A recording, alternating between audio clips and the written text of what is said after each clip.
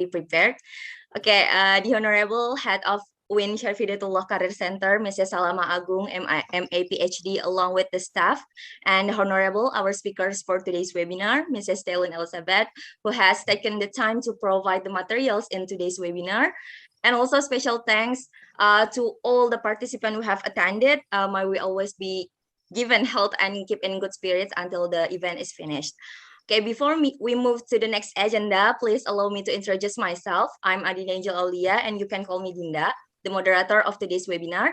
And before we proceed to the presentation of today's material, it would be nice to greet our speakers today. Hello, Mrs. Taylin Elizabeth. How are you today, Miss? I'm very well. Thank you for having me. Okay, how's today weather in Canada, Miss? Oh, very cold. Minus 27 today. Wow.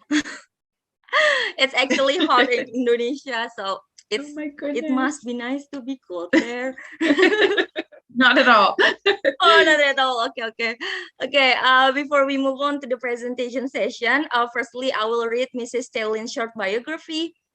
And here we have Mrs. Taylin Elizabeth Polvedzian. Hopefully I pronounce it properly.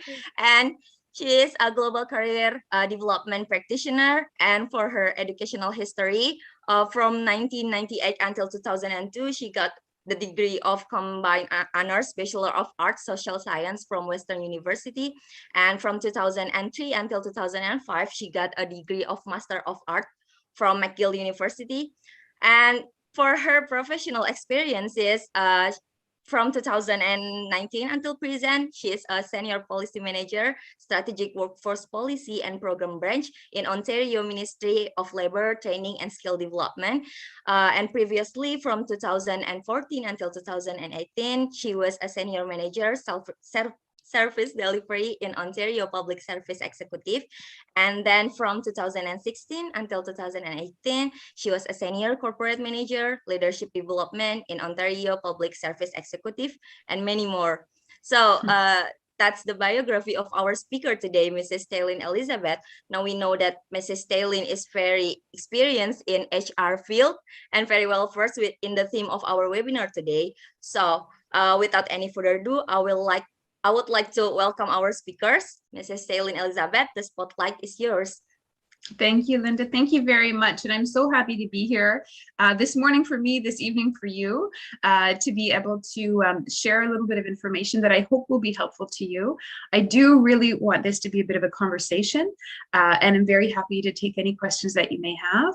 And I'm hoping to learn a little bit from you as well, and to be reminded of the wonderful energy that that professionals at your stage of your career and in your early learning phases offer. And so really thank you again for having me. I thought it might be helpful to talk a little bit about the context in which I speak. I'm here in Toronto, Ontario, Canada. And Toronto is a very global city. It's a very diverse city. We're not very large. There are about 4 million people in Toronto, but many of them come from all over the world. And in fact, you know, it's increasingly a diverse and international city. And so when organizations here, regardless of sector, when they look for talent, they really look for talent that offers skills that are going to work in a multicultural, in a diverse setting and context. And so I think that this is perhaps relevant to you as an audience, because it will be, you know, likely something that you can consider to be global competencies that may be relevant in other places as well, that are looking for people who are able to work in diverse teams. And so, so a little bit more about Toronto and Canada. Right now we are in winter, and I did mention it is minus 27. It is not normally minus 27. This is very rare. We have a very rare wind coming in from the south. And so Normally winters are quite mild in Toronto. Maybe they're around 2 degrees, 3 degrees, and we Canadians know how to dress for the weather, which is very important. And so when I say that, I don't want you to be afraid to come to Toronto, Canada, because it is very cold today. It is not typically this cold. So maybe we'll get started, and thank you, Linda, for sharing a little bit about my career. That's right. I have worked in a public service context for the last 16 years. And I don't speak to you today as a government representative. I speak to you just as a professional in the space of career development, in the space of workforce development. So I have had professional experiences both in the not-for-profit, in the profit sector, in the consulting business, before moving into working for the public service. But I do think that the recent experiences that Linda mentioned are relevant to today's conversation, because the organization that I worked for, the Ontario Public Service, is a 65,000 person organization, is very large. And so when we're thinking about developing our people, thinking about who we need to recruit, develop, retain, you really need to have a good sense of what businesses are requiring, what ministries are requiring, and really watching for competencies and understanding the hiring needs are very, very important. And that is true also of my experience in consulting sectors, understanding what skills career professionals are offering. And so one of my first pieces of advice, I guess, to you is that when you are marketing yourself, regardless of what sector you are marketing yourself to, you really do need to speak the language of skills. And sometimes when we are coming right out of post-secondary studies, we talk a lot about the content, the subject matter. I studied X. My thesis was on Y. My research studied, Z. And that is very interesting. And certainly we become experts in that content. But the shelf life of knowledge is getting shorter and shorter and shorter. So what will happen throughout your career is that you will have to learn and relearn new knowledge your entire working career. The learning doesn't stop once you leave the post-secondary system. It actually just begins in a different phase. It begins in your informal learning. The learning onus becomes your onus to continue to develop and challenge yourself to continue to pick up new skills that are relevant to the world of business around you. So really, really important that you learn to speak the language of skills. And as you write your resumes, your curriculum vitae, you want to think about, what skills do I offer? And how can I align my experience of those skills with what this particular employer is looking for? And so it's really important to study those job advertisements and to understand the qualifications that those businesses are looking for, and to align what you have done before, the behaviors that you have used, the approaches that you have taken, the tools that you have used, and align it to what they are asking for. So that's maybe, one lesson. And I just saw a little chat pop up. Oh, okay, great. It's just saying if there's a question to drop it in the chat, and please at any time, feel free to do that. So that's one thing. I mean, we have all lived the last few years in a global pandemic. And so what that has meant is that the world is not the same world it was before the pandemic. Indeed, there had been a lot of disruption happening, driven by different factors. Technology was disrupting the way we were doing things. In Canada, we have an aging population. So demographic context, because we're an older population, we really rely on immigration in order to fuel our workforce. So some things were already underway that were changing the nature of work and what skills employers would be looking for. So can you give some examples of how to market ourselves using the language of skills? So yes, so really it is about learning which skills you offer and making sure they're relevant to the businesses. So for example, it is relevant to be a problem solver in many different situations, right? You'll want to understand whether that skill is something that you offer, you know, and you'll want to be able to describe a context in which you've used that skill. You'll want to describe the specific actions that you took to use that skill. You'll want to talk about the results of having used that skill. So what was the problem that you helped to solve? What were the actions that you took? What was the result of you using that? So that's a way, that's one example of one skill that might be relevant to some of you. And that's the way that you want to be able to talk about that skill on a resume in an interview as well. Okay. But we'll go back to some of what's changing, the context, you're welcome, the context for what's changing. So living in a pandemic, we understand that the world is more volatile than it had been. It's more uncertain. There is more complexity at hand, and nothing is quite certain. A very ambiguous context from day to day. And so sometimes that's referred to as VUCA, volatile, uncertain, complex, and ambiguous. And so you are entering a VUCA world, and there will need to be skills that you offer that are able to be relevant in a VUCA world, in an age of disruption.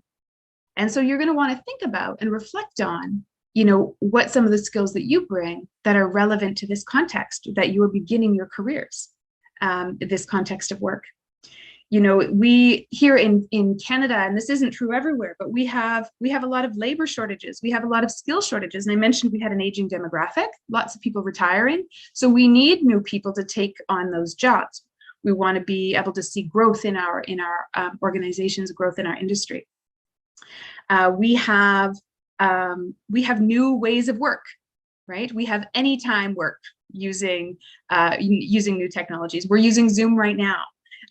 And, you know, when the pandemic struck, even public sector organizations needed to get on board with, you know, using these remote technologies. They're laughing.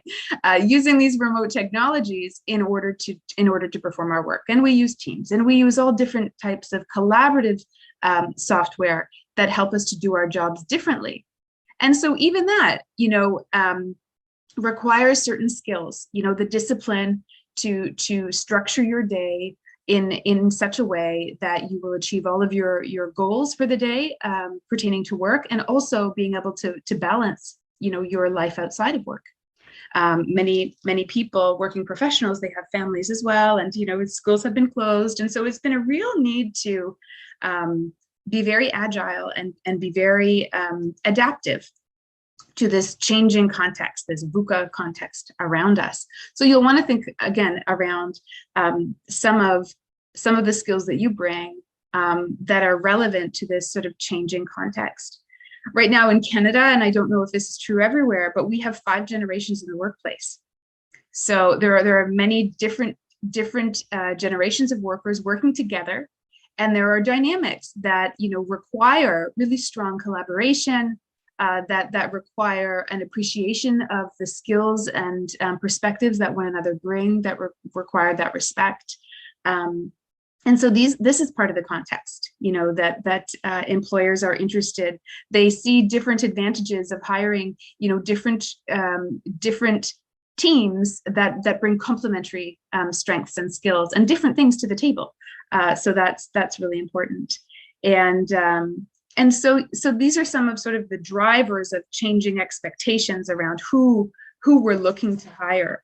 But again, you know, I would say that some of the key attributes, you know, that are akin to competencies, but a little different, you know, things like resilience, when the world kind of picks up pace and there's lots of new demands and things are ambiguous, being resilient as a person is going to be very, very helpful. And in fact, a lot of organizations are paying attention to resilience.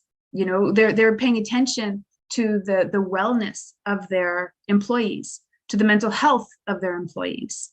And so how do we ensure that we are learning ways and approaches that support our own resilience so that we can keep up with the demands of work and of life and of family and all of the other priorities, and not fall behind in taking care of ourselves, so that we can take care of the people around us as well.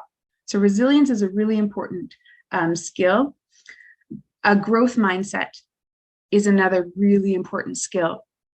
So looking to always be learning and challenging ourselves, to see that glass half full, not half empty, and to come at things from a perspective of looking to learn, looking to grow, and not being intimidated by the challenges that are before us. Sometimes you will be asked in work to perform a specific task or that you're unsure of. And maybe that you feel, am I the expert? Am I qualified to do this? But the truth is, there are so many things that we can learn and that we can become good at. And so I would say, approach things with that growth mindset and with some confidence in ourselves, belief in ourselves, and you will go very far, especially, there can be new technology tools that you're asked to learn at work, or, you're asked to work in a way that you've not been accustomed to working. Being able to approach those situations with a growth mindset, I think, can go a very long way for yourself, having the belief in yourself, but also for your employer to say, they didn't give up. They didn't know exactly how to approach things, but they thought it through. Maybe they asked some questions and they went forward. And I think that's really, really important, no matter which employer you're wanting to work for. I mentioned that there's many different generations in the workforce and that people are very diverse. Being able to be very collaborative in your approach, consultative and collaborative, bringing people along, working with people different from you in global contexts are very, very important. You may work with people who share your culture, who share your language, who share your values. You may work with people who don't. And so it really is about finding that common ground and appreciating, coming at things from a curiosity mindset, and from an appreciation that everybody brings something to the table, and that, hey, we can work with anyone. And so that's a really important thing in places like Toronto and places like Canada, but also in global companies where people are coming from all over the world. So again, that collaborative mindset is really important. I think increasingly focusing on who we're serving, focusing on the clients that we're serving, instead of maybe the program focus that we may have had, or the process focus that we may have had, but really trying to start from the perspective of designing solutions from a client perspective. What will help this client to be successful is really important as well, in a lot of policy work that we do, in a lot of program work that we do, but also as we're creating innovation, like, how is this going to help people? Coming at it from, like, what is the real world application that's going to make life better for people, and for whom, and how do we know? And there's a lot of really innovative technologies to get to that client-centered viewpoint. You may have heard of design thinking or design jams, but this is really like user-centric approaches to problem solving that are very desirable by many organizations in many sectors as well. And I would say that if you're not comfortable with math, or if you're not comfortable with research skills, that you spend some time on both of those things. Increasingly, I think we require evidence-based decision-making. We require tools to help us sort of sort through and understand problems that we're trying to solve. And so if you have invested in some research skills in your post-secondary studies, those will be very helpful to you. And, the math skills as well, very helpful, as we try to crunch big data, quite honestly, and as we try to understand how to solve big complex problems that we now know exist, through the technologies that are able to bring information together. But we need people who can help us to understand what to do about some of these big complex problems. And so evidence-based decision-making skills really that are underlined quite often by the research skills, and even program evaluation for those of you who are interested in policy program work, for example, being able to evaluate initiatives and understand what worked, what didn't work, but also understand what has been relevant or effective, how to improve efficiencies of some of the work that you've done can be really important as well. So again, research skills are really important, and being able to speak about them. So not the content of maybe the research work that you've been doing in the lab, but the skills that you used, in order to assess and diagnose could be really, really helpful on your resume as well. So these are some examples, I think, of some of the skills that are becoming increasingly important. Inclusivity is a very, very big one and inclusivity, diversity, anti-racism is a huge focus here. You may have heard of George Floyd. There's a real social movement right now happening around the world, I hope, but certainly we're experiencing it here, where we're really looking to review everything, question processes, question approaches to program development, to policy development, from the perspective of ensuring we're being inclusive. Have we explored things from a gender lens? Have we explored things from a racial lens? Have we explored things, to make sure that the vulnerable groups of society are not further left behind? And so really focusing again on how to make things better for our most vulnerable is a huge focus. And I think, just offering inclusivity in, if there's opportunities for you to learn about how to be a more inclusive person, how to interact and to appreciate people you're working with through learnings. Many employers will offer a lot of different learning in this regard. Please take the opportunities to learn, because it will serve you throughout your entire career as a professional, but also as a person, as a human being. So very, very important aspects as well. The ability to build relationships, that last. And here, Salima and I, we went to school together, Salima, 16 years ago, right? We graduated. And so, being able to have relationships with colleagues, close to you and far from you, that you can tap into to help solve problems is really powerful. And so do look to build bridges, with the contacts that you're meeting, and to nurture those connections over time, because there are many ways that you will both benefit from having had those ties, again, professionally and personally. So look to build relationships. And in fact, organizations are looking for people who can build relationships. Here in this context, we're looking for people who can build relationships across different organizations. We know, for example, in public sector, that we need to learn from the innovation of private sector, that we need to work with, the heart and soul of not-for-profit sector, in order to solve some of today's most complex challenges. And that very much relies on strong relationship building skills. And so thinking about which relationship skills you can bring to the table. And communication skills, influence, is important, but really thinking about relationship skills and how that can support, cross-sector collaboration is really important. Or it may be, as you first get out of school, it may be more about cross-functional work.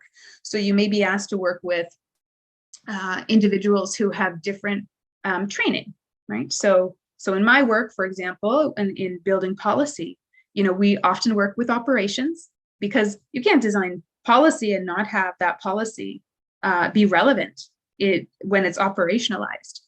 And of course, you want to make sure that there's no risks, or that you've managed the risks effectively. So we work with risk management, we work with legal. These are all very differently trained people. They bring different strengths to the table. So you'll want to be thinking about, how do I work effectively across cross-functional teams, and what skills do I bring to, again, to make sure I'm understanding the language people are speaking, as they speak their technical kind of language that may be not as accessible to others that have been trained in a different way. So those are some of the skills that I think are increasingly important. And I do want to encourage you to think about skills as a currency, right? Skills as a currency. It's the future demands that businesses have are going to be filled by skills. And so you can think about, different categories of skills if it's helpful. Some people find it helpful to think about skills in terms of, okay, what are some of my people-focused or relationship-building skills? Right? What are those? What are some of my technical skills, my hard skills, sometimes people call them, but it's really like, how do I deliver on what I'm about to do? So delivery-focused skills. And then there tend to be, the third column of skills tends to be, what are the skills that anticipate what's around the corner or that anticipate the future? And these tend to be sort of strategic skills, right? Planning type skills.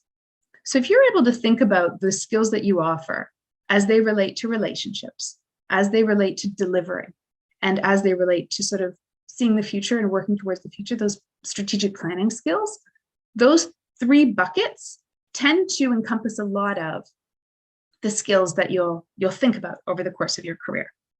Okay. And you'll want to be it's like anything, you'll want to be adding skills to your basket. So maybe you have a goal each year and you say, okay, what are the relationship skills I'm going to develop this year? Or what are the strategic skills or abilities I'm going to develop this year? Or what are the technical skills, maybe the design thinking, for example, or data analytics, right? Or more research skills might be in that technical basket. But if you're constantly throughout your career picking up skills in those three baskets, I think you're going to have a very balanced portfolio of skills to draw from. And I think you'll be very successful in your career. So do be thinking about intentionally all throughout, even when learning stops and you're successful graduates and out in the world of work. If you continue to challenge yourself in those three ways, I am sure that you will be successful. Values. So we don't often think about the values that underscore our skills. But values are very, very important when you're making career decisions, right? Do I want to work for a private sector organization? What is it about their mandate that really speaks to me? What is it about, the opportunity through this role that is going to help me to do good in the world? Same thing with public service, same thing with not-for-profit. Often our values help to drive which organizations we work for at what part in our life, because because of our opportunity to have impact and to make a difference. And so really do give some thought to, what are my core values as a person, and how will I know if I'm going to be able to offer those core values in a role, or if I'm not? You'll often hear about why people become unhappy in work. Maybe they're in a culture, for example, that is not having them feel like they are able to contribute, able to bring their ideas, or able to bring their perspectives to the table. You want to find a work environment where your voice is valued, where people want your perspectives at the table, where the culture of the workplace is such that they want to encourage the diversity of perspectives, and so do think about, that as you're considering which organizations to work for, how do they speak about their culture? How do they live their culture? Through their mission, their mandate, their strategic business plan. is that the type of work that resonates with you, deeply? Because you're going to spend a lot of time at work. So you might as well do work that makes you feel good, and that makes you, that is aligned with who you are and how you want to offer your service to the world. And so that's a really important sort of starting point. Speak a little bit, maybe a little bit more on culture. When I say culture of an organization, there's a famous quote by Peter Drucker, and he says, "Culture eats strategy for breakfast," meaning any organization can have a strategy, but the culture of that organization is way more important. It's way more important. And culture is the way that that you think, that you act, that you interact at work, right? And so again, really, really important that when you're thinking about which organization you may want to work for, you want to speak with somebody who's working there in order to understand the culture, to hear sort of more about what it looks like day to day. What are the leaders like? What's the organizational communication like? Are there opportunities for growth, advancement? Do they help you invest in your learning? Do they help pay for training? What approaches do they take to training? So these are some questions you might want to use to interview people in order to understand a little bit more about the culture of the organization that you are thinking to join. So culture is an important part, and you'll be able to, based on what you learn about the culture, you'll be able to tell more about, does this particular organization align with my values, right? And is this the type of organization I want to devote my time to and my skills to, right? That I've been working so hard to develop. So culture is very important. One of the, when I hear that an organization has a coaching culture, I get really excited. And it may be, the background in education, but I do think of feedback as a gift. And if you work for an organization where they coach and they really support development through coaching, it's like you have a mentor with you all the time. And you are sure to grow in an organization like that. So do think about asking that question as well. Is there a coaching culture or listening for, how they develop their people and whether there may be a coaching culture under that? It is about getting timely feedback. It is about getting helpful feedback. It's also about, goal setting and making sure that we're constantly learning as a person and as an organization. So coaching cultures can be really nice cultures to enter. Playing to our strengths. When you're in a work environment, one of the things that I would really encourage is for you to think about, what do I do really well? And how do I get opportunities to do that even better? Sometimes we talk about learning gaps, and we all have them. We all have them. But I am now at this stage in my career convinced that if we're really not good at something or really don't like something, it is better to surround yourself with people who really like it and who are really good at it and to work as a team than it is for you to spend a disproportionate amount of time trying to be better at that thing that you don't really like and that you're not really good at. So you don't hear that often in school, but in real life, play to your strengths. Look for jobs that require what you're good at and do more of it. And challenge yourself, make it more complex, make the challenges more complex, but play to your strengths because you will outperform, your talents will shine. You can imagine, who are the most successful singers of the world? Who are the most successful actors of the world? They're not playing to closing their skill gaps, right? Maybe they are, but they're also clearly doing more and more and more in the domain that they are specializing in, that they're becoming extremely talented in. And with time and practice, they become stronger and stronger. And so I would say to you the same thing. We want to be working for organizations that provide an opportunity for you to play to your strengths.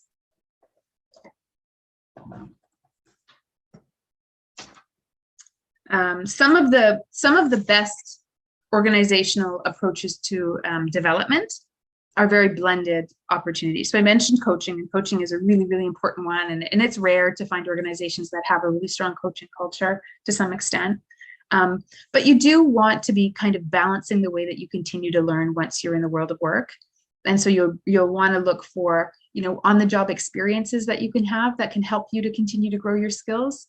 You'll want to look at some of the digital learning libraries that folks will offer. So some of you may be familiar with libraries like LinkedIn Learning, or it used to be lynda.com, I think. But these are opportunities to pick up, constantly pick up sort of little micro credentials and little courses that you can stack and build on. And a Saturday morning when you're having your coffee, and reading the newspaper, maybe you do a little bit of learning, digital learning as well, on something, maybe Excel or PowerPoint or something that you need a little bit more attention on. And it's really, the onus is on you to know, what do I need to learn, and picking those things up. So these, thank you. So these are great little tips. And the other thing that I would say is, know who you're going to work for, and be sure that you have a good relationship with that person. And if you feel like you can't because your values are not aligned, or that person doesn't have your best interest at heart, then move on. Because I will tell you that the people you surround yourself with at work will make or break your career, and there are many different emotions that get played out in a workplace. There are many fears, there are many different aspects or dimensions of human behavior that play out. Some that we're naive to at first, and then they hit you over the head like a hammer, and you understand what it was. And so what I would say is, surround yourself with good people, follow good leaders. They break the wind for you. If you picture yourself, moving forward almost like a car would, a great leader will break the wind for you and will want to see you succeed, and they will go out of their way to invest in you and develop you. And those are people you want to give back to. And apart from the mandate of the organization calling you, these are people who you want to work with in your life. So choose your leaders really wisely, because not all leaders are good leaders. Many are, but some aren't. And we do need to be able to be mindful of that all throughout your career, and especially in your first jobs, when you're trying to get the skills and experiences and the visibility, to keep moving forward and to keep progressing and being challenged. So those are all important things. So I'm going to pause there and ask if there are questions that people are curious about. Just a little bit of a pause before I transition. You good? I think there is questions in the chat box. Oh, great. Okay. Well, somebody moderate a bit. Yes, it is a question from Mas Ahmad. In this pandemic situation and global dynamic, and as students, how should we adapt and prepare our competencies? Maybe we will get an opportunity which non-linear with our studies. You know what I would say? So I'm going to talk to you a little bit now. I'm going to actually call on a study. It's not my study. It's actually a study that is done by, RBC Bank. This is the study. It's called Humans Wanted: How Canadian Youth Can Thrive in the Age of Disruption. Okay, so again, I'm in no way affiliated with this work, but this is good work, and I want to share it because when I was overseeing internships for the Ontario Public Service, I called on this work a lot. I thought this is good stuff. And so they point out 6 things that you need to know about work, right? So it's this page. It's this page that I'm going to share with you a little bit, but I think that it might be relevant for youth. So the first thing it says is analytics are trending. So analytics, right? And we talked about that a little bit in terms of those research skills. So this is that technical skill bucket that I referred to at first, right? And so we want to be able to understand what the data is telling us, and, qualitative, but especially quantitative data and models are going to be really helpful for that. So if we're able to pick up some data literacy, things like data analytics, this can be really, really helpful as a methodology, because as I said, now with the sophistication of technology, so much information can finally kind of come together. But we need people who are able to analyze that and make sense of it and help use that information in order to solve problems. And so that, analytics are important. The next one it says is math is a big plus, and we talked about that, right? In terms of, those technical skills, the statistical analysis that you'll be able to do, the understanding how to work with data spreadsheets and IT systems are going to be really helpful as well. So, understanding numbers, some of you may say, oh, that's not for me. And some of you may say, yeah, sign me up. But again, if it's not for you, then be sure to work in teams where you're surrounded with people that are very good at those things. But I would encourage you at this stage of your careers, if you can pick up some of these skills, this is important. It says firms want flexibility. And again, going back to that, it is a volatile, uncertain, complex, ambiguous world. We really never know where the business is going to need to pivot to or go next. So being flexible, not saying, well, this was the job I signed up for, and I'm only doing this job, the one that was available in 1996 or whatever it is. I'm going way back. But you see what I mean. We need to be flexible. We need to be open and adaptable. And those are pieces that employers are looking for. Digital is a non-negotiable, it says. So this is the thing, like big machine learning and new technologies are going to be driving a little bit the future. And so digital literacy is really, really important. And so do think about how you can learn to use some of the new technologies that are available in order to work with information differently. It says 3 C's are crucial. So, and these, again, we've talked a little bit about communication already, the importance of communicating effectively when you're building relationships. So it's in that relationship bucket. Being able to write well, being able to speak well, being able to articulate your point to different audiences, right? To different audiences. You're going to work with people at different levels of the organization, whether they're your cross-functional colleagues, whether it's working with your manager, maybe presenting something to an executive team. So knowing how to adjust your message for various audiences is really important. And critical thinking. Critical thinking is one of the big ones, I would say. And that's because it's really the heart of problem solving in a way. You need to think your way through problems, and bring different perspectives to the table in order to do that. And, here in this context where I am, we often hear from employers that sometimes, students are graduating and they're highly educated and they bring a lot, but what they're offering doesn't easily translate to what employers are looking for. And I'm convinced that one of the reasons is that it's not the knowledge that you learned in post-sec that is going to help you. It is the reasoning. It is the way that the mind has been structured to solve problems and to think about things critically from different perspectives. And so critical thinking for me is something I always hire for. If it's not there, then that is likely not somebody who I'm going to bring on board, because as we need to adapt and be able to do new, perform new functions with different skills, that critical thinking is going to be key to people's success. And mobility, it says here, is a thing, and it's true. People, you don't need to think about when you're looking, sometimes, especially early in our career, we put a lot of pressure on ourselves to be looking for the one perfect job. We don't have to do that. We're really going to work for many organizations all over our career, many different organizations. You're going to have many different experiences. So don't put too much pressure on yourself in having it be perfect. Just start, and do work hard. But we do have to appreciate that people will move from organization to organization more fluidly than they will have in past generations, where they may have worked for the same employer their entire career, or more or less. And sometimes people will be doing, 2 or 3 things. They call them side hustles here. This is our slang. I don't know if you know this language, but like a side hustle, you'll have one job and you'll be doing sort of another thing on the side, and in order to try to get ahead a little bit as well.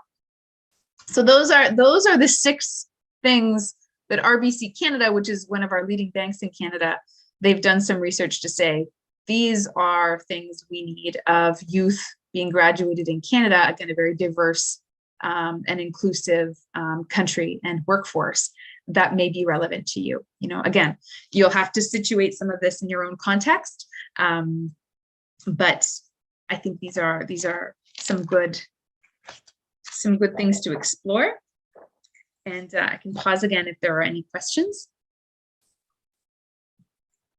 Okay, thank you so much, Mrs. You're Taylin, welcome. for answering the first question. So I got several questions through my DMs, and firstly, I will read the first question. He said that most of people work in order to survive, to pay the bills and such things, and most of them don't want to take a bigger chance to learn or to work in other companies because the salary doesn't meet their expectation. So they don't want to out of their comfort zone. So the question is, what mindset should we have to ignore those thinking of salary instead of the bigger chance to learn more? Yeah, that's all. It's a good question, and I've sat on different career panels before, and I often have a bit of a different view on this than some of my colleagues. But my colleagues sometimes will say, it is better to have one foot in the door than to not. And so even if you're offered, for example, an administrative position and you have a degree, take it, they might say, because it gets you in the organization that you are looking to join. And I didn't love that thinking. And I mean, maybe it's my own bias, right? It could be bias.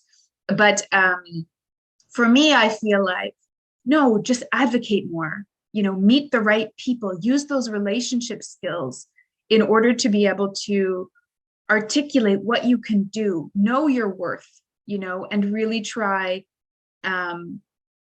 to work hard to be somebody that people can't say no to, because there's so many people that are looking to be competitive for the same work. So I feel as though people who are going to go all out, and leave nothing on the table, just, I feel like they're going to be more successful, as a whole. So I understand, it really depends on the circumstances of people's lives, right? Not 2 people are the same. And if it is a matter of putting food on the table, you're going to take that job, right? And that's the right thing to do. There's no question. But if it's just about taking a little bit of an easier path, and wishfully hoping, versus what can I do now that might position me a little bit better? My advice would be, think about, if you can, right? If all of your other financial and sort of more urgent needs are met, then think about if there's a way that you can try to, come in an organization a little bit above an entry-level job, right? So challenge yourself, I guess, would be my key message. But I do want to say, and put the caveat on this particular question, that it really depends. Use your best judgment. I don't know everybody's financial situation. You may have other constraints, right? So I don't want to have too biased a perspective on that one, I would say.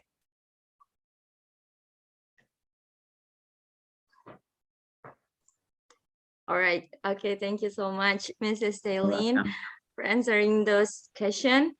Then I have one more. Okay. She asked that how to deal with culture shock in a new working environment, and what is the ideal solution to overcome that problem? Oh, it's a real problem. It's a real problem. So I say this right now, as a Canadian born in Southwestern Ontario, I have not experienced culture shock myself the same way that some of you throughout your career will put yourself out there. I've traveled, but I've never worked abroad. And so I don't feel I'm the best person to answer this question. I will say, my husband is an internationally trained professional. He moved to Canada with a PhD and, built his life here. And he's had many experiences, cultural experiences that are really challenging and frustrating. He spoke a different language, and so in needing to learn language, he spoke French as well, but in needing to learn a new language, there are challenges in that, and to understand the nuance of language, how people use language, right? The culture in that.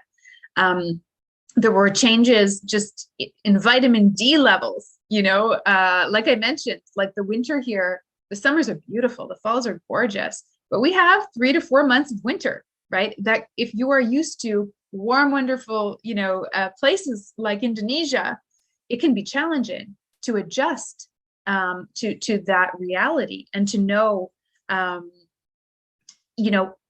how, for example, to continue to have energy through the winter months and to have that not affect your mood or your resilience, for example, when the days are shorter and there's less sun and it's cold and you don't want to go outside. So there's different elements to this, I think. But what I would say is when you are approaching culture in a workplace setting, being yourself is probably some of the best advice that I can give you. Just really be who you are, ask questions. But I think a lot of people, they feel like they can't bring who they are to work, and may hide things about themselves, and I would say, don't do that.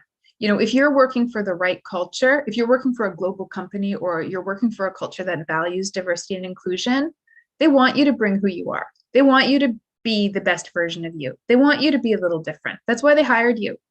They didn't hire somebody else. They hired you. And so, I think that is what I would focus on is really just fueling yourself with the confidence and self-belief that, you can be who you are and share who you are and share other opportunities, to see things differently. And if you're working for the right team, they're gonna try to harness that. They're gonna really want that from you. So yeah, it's a bit of a challenge, but it's mainly a mental challenge for ourselves. And sometimes, as I mentioned, because the environment is so different, you're shell shocked, but I'm cold, and it's these other things going on, and I don't quite understand everything with the language, and maybe it's me, and maybe it's, but quiet that noise and remember who you are and remember what you bring and remember why you were hired and move forward one step at a time and meet some friends. Friends help a lot.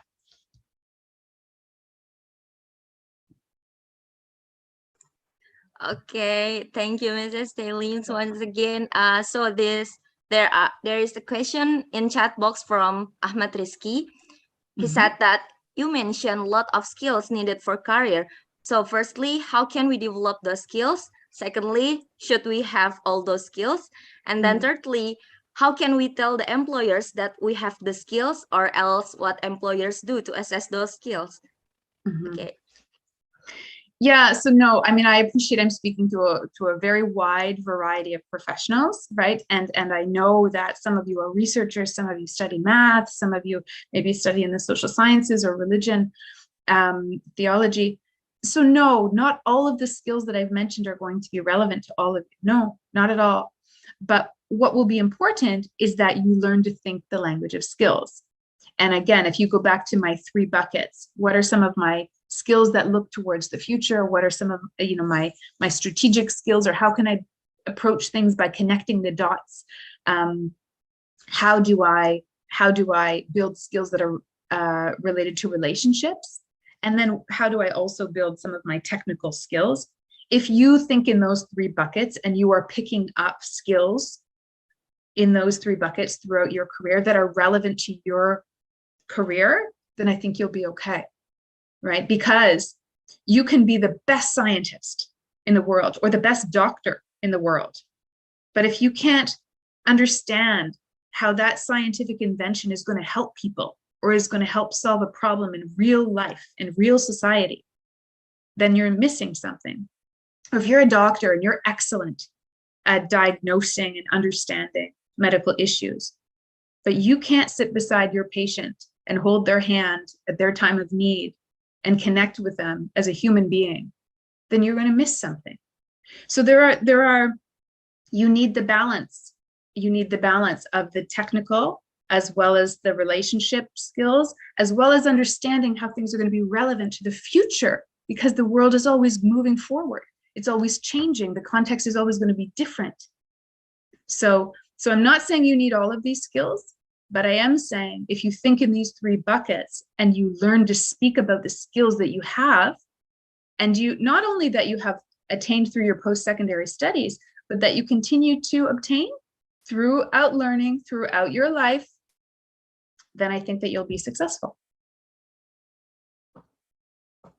And I did mention there are many ways to learn, right?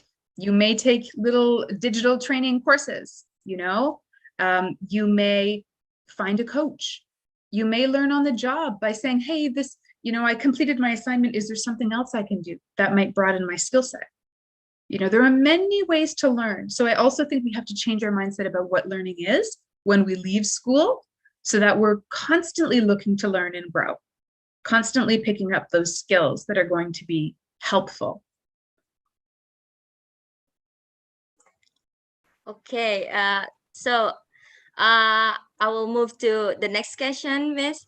There is a question that said, I understand we have to balance our personal life and professional career. How do you think to have this balance in this dynamic situation? Yeah. Not easy. It's not easy. You know, when the schools shut down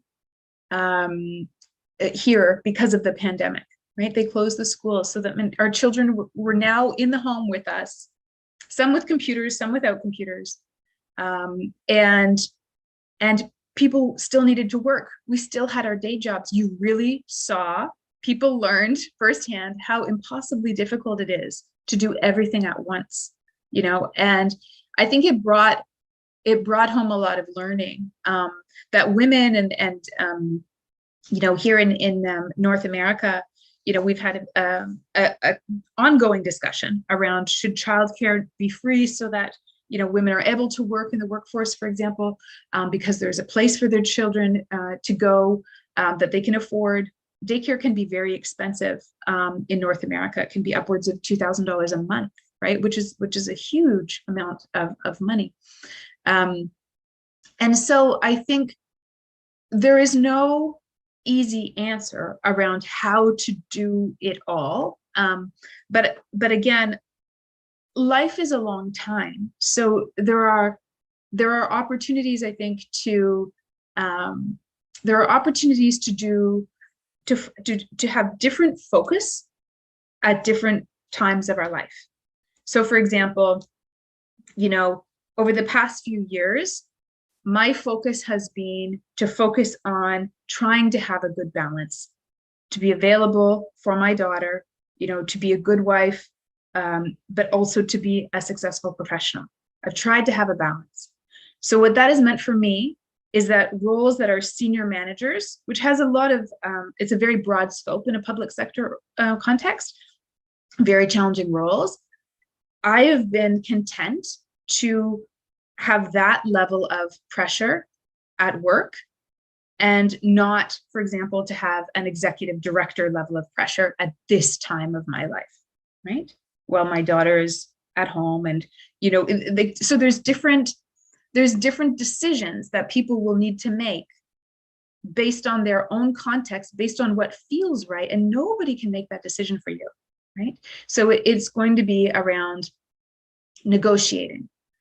But I will say it's incredibly important that we find and choose a partner, you know, in life, if you choose to be married, who's going to be supportive of your career.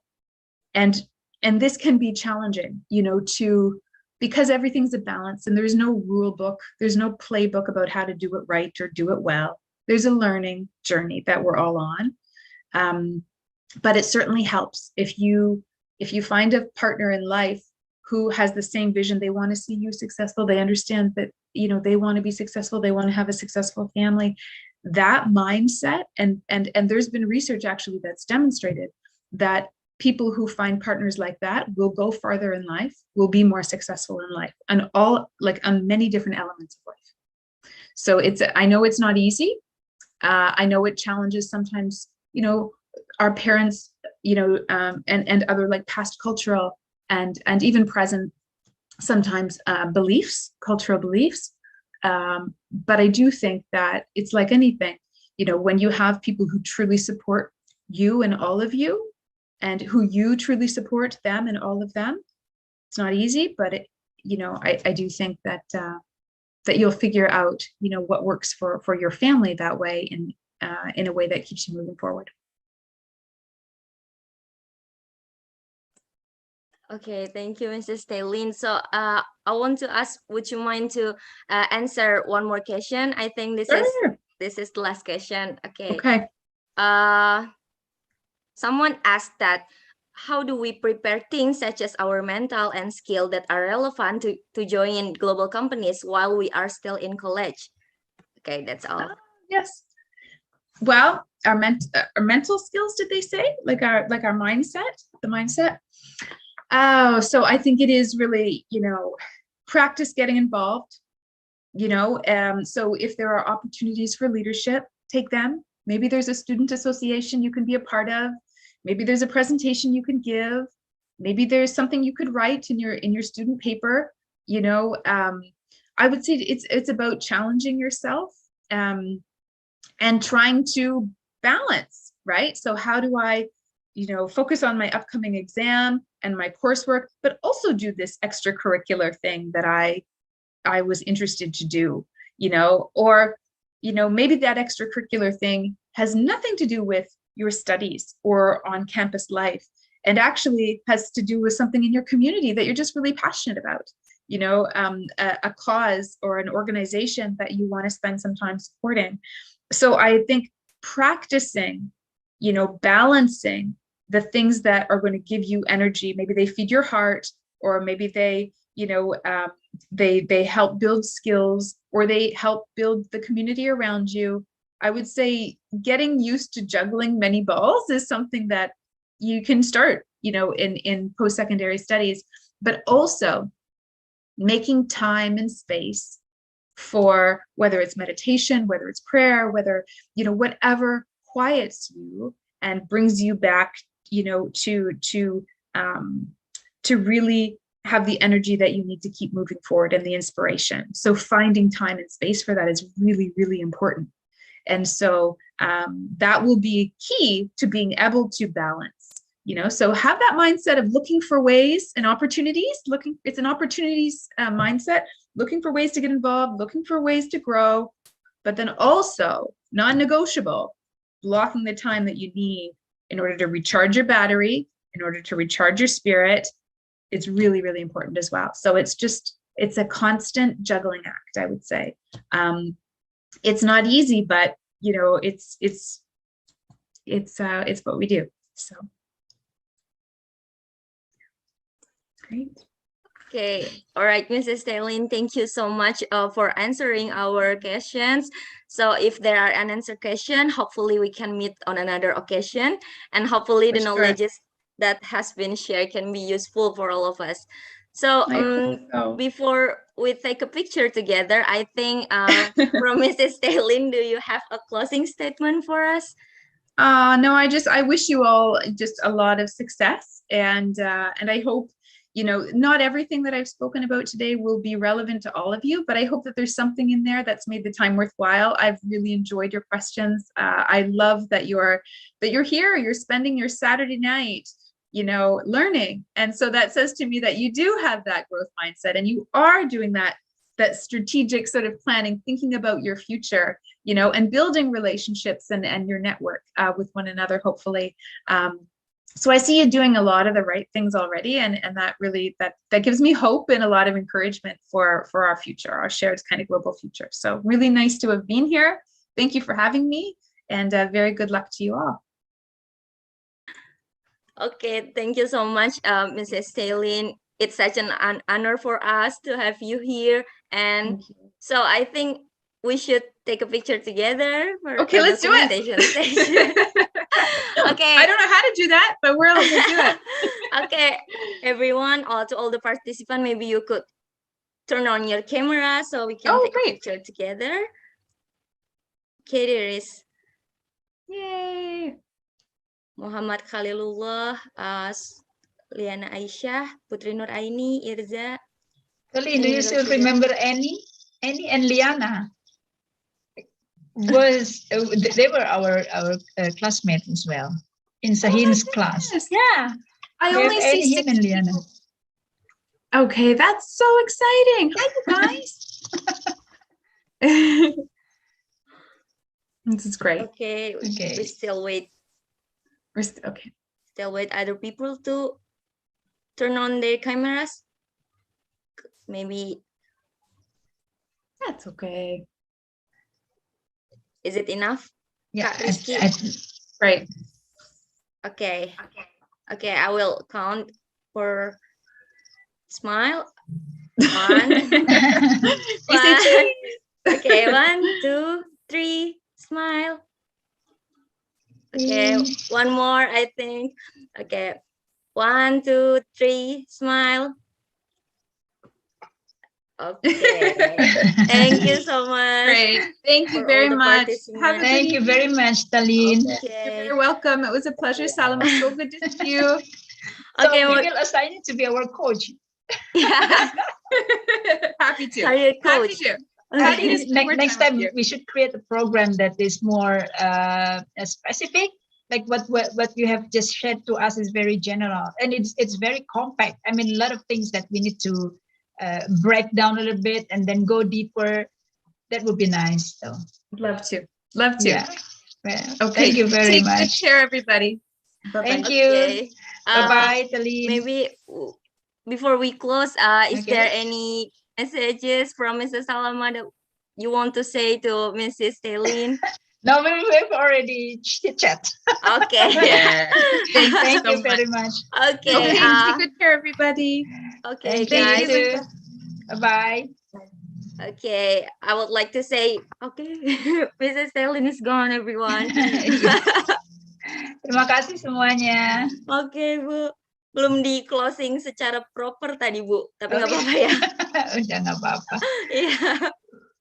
Makasih di ada Bu Eni, Bu Liana, teman-teman semua makasih ya. Thank you so much Bu Salama. Makasih Bu. Thank you, itu materinya keren banget itu. Benar-benar sharingnya. Saya juga belajar banyak. Iya bener ya. Cuman mungkin kayaknya terlalu ini kali ya, terlalu berat ya untuk mahasiswa ya. Maksudnya harus pelan-pelan gitu, terlalu cepat. Iya. Cepat, terlalu buat, banyak. Intro ya. Intro ya. Iya. Buat alumni itu keren tuh. Iya, buat alumni keren ya. Tapi bener banyak yang dia omongin tuh kita harus sadar semuanya mulai dari sekarang. Iya betul. Yang muda-muda sadar lebih awal sadar lebih baik. Iya. Mudah-mudahan pada paham ya, karena itu kan cepet banget bahasa Inggrisnya tuh. Listening skills-nya harus. Iya. Sambil mengasah itu Bu tadi, dapatnya double ilmunya. Listening skill. Iya. Tadi emang dia nggak ya? Share ya, PowerPoint-nya dia ya. No, she didn't have one. Okay. But we live on YouTube, so you can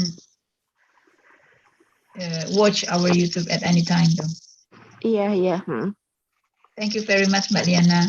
Mbak Ini, are you there? Terima kasih. Thank you for inviting me. Very much. Actually, one thing that I noticed is skill is the currency now. Yeah. Hi, Kak Eni. I know class is Tewin. That's why. Di turn off live YouTube-nya Rizky. Ini kita lagi reuni. Oh iya bener. Oh iya, YouTube-nya masih live Kak. Matiin dulu.